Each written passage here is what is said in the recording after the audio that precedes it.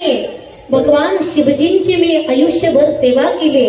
पण सेवा करता करता या समाजाची सेवा करता करता माझ्याकडून काही चुकलं असेल, कुणाला काही रागवून बोलले असेल,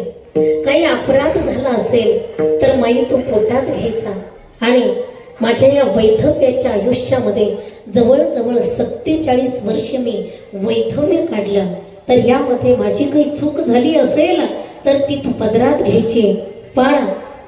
जाता जाता सांगून जाईल माझ्या माहेरच्या लोकांना,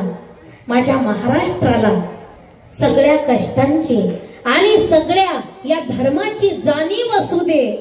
की आपली अहिल्या कुठेतरी लांब गेलेली आहे वा, आणि सगळ्यांना सांग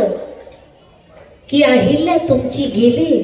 पण ती सगळ्यांना तुम्हाला प्रणाम करून गेली, म्हणून अहिल्याबाईने नर्मदा माईला वंदन केलं, हा संदेश नर्मदा माईच्या किनाऱ्यावरती ठेवला आणि अहिल्याबाईने 13 ऑगस्ट 1795 ला अहिल्याबाईने देह ठेवला आणि ज्यावेळी अहिल्याबाई या मृत्यू लोकामधून हा मृत्यूलोक सोडून परलोकात निघून गेले, त्यावेळी नुसत्या महाराष्ट्राला दुःख झालं नाही, नुसत्या मध्य प्रदेशला दुःख झालं नाही, अख्खा भारत अहिल्याबाईसाठी पोरका झाला आणि अहिल्याच्या विरहामध्ये दुःख करत होता, तिचा विरह व्यक्त करत होता।